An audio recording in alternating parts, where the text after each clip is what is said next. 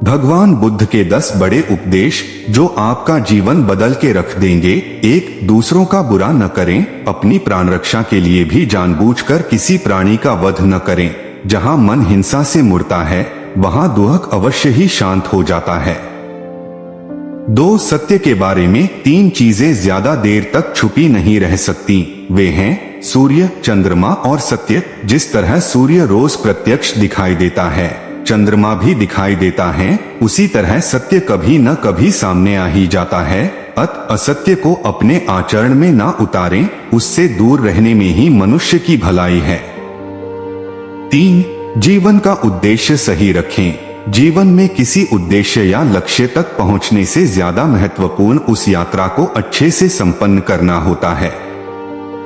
4, प्रेम का मार्ग अपनाएं। बुराई से बुराई कभी खत्म नहीं होती। घृणा को तो केवल प्रेम द्वारा ही समाप्त किया जा सकता है, यह एक अटूट सत्य है। 5, खुद जैसा औरों को समझना। जैसे मैं हूँ वैसे ही वे हैं, और जैसे वे हैं वैसा ही मैं हूँ। इस प्रकार सबको अपने जैसा समझकर न किसी को मारें, न मारने को प्रेरित करें। 6, स्वयं पर विजय। जीवन में हजारों लड़ाइयाँ जीतने से अच्छा है कि तुम स्वयं पर विजय प्राप्त कर लो, फिर जीत हमेशा तुम्हारी होगी, इसे तुमसे कोई नहीं छीन सकता। 7, दूसरों को सुख दें। मनुष्य यह विचार किया करता है कि मुझे जीने की इच्छा है, मरने की नहीं। सुख की इच्छा है, दुख की नहीं। यदि मैं अपनी ही तरह सुख की इच्छा करने वाले प्राणी को मार डालूं तो क्या यह बात उसे अच्छी लगेगी? इसलिए मनुष्य को प्राणी घात से स्वयं तो विरत हो ही जाना चाहिए, उसे दूसरों को भी हिंसा से विरत कराने का प्रयत्न करना चाहिए।